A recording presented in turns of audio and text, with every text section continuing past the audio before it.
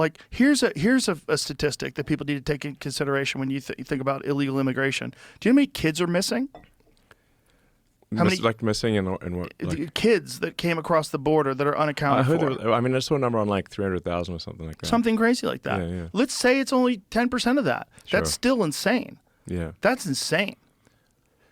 There's thousands and tens of thousands of kids that have been trafficked potentially. I mean, when you know that like sex trafficking and child trafficking is a real thing in the world, it's real. Yeah. So if you know that, this whole thing is fucking disgusting and terrifying. Yeah.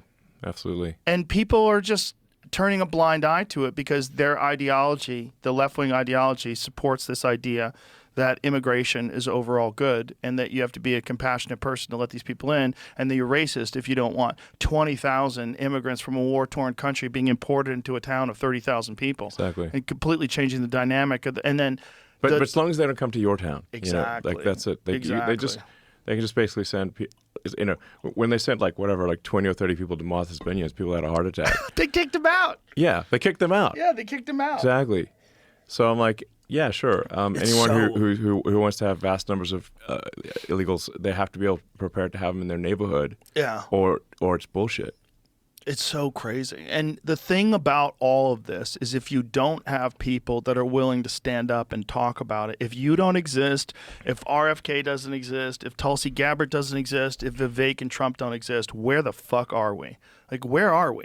Where are we and what gets done? Are we just like the UK where we have thousands of people getting arrested and jailed for social media posts? Like, where are we? We have complete silencing of any dissent, anything.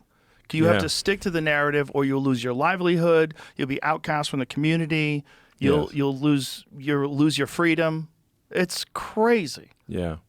Well, if the Kamala puppet regime wins, they're definitely going to want to cancel you. That's for sure. Oh, for sure. Yeah, 100%. Yeah, that's going to be a problem. Yeah, big problem. Yeah. What about you? You got to come for you first. No, I'm like, I think I'm probably number 2 on the list. Yeah. After Trump, yeah. Yeah, I think so. Yeah. Yeah. Well, that's the last thing they want is someone with unlimited resources and intelligence attacking it. So people go, wait a minute, that guy's saying that? Yeah. Wait a minute. Especially a guy like you who's always been on the left.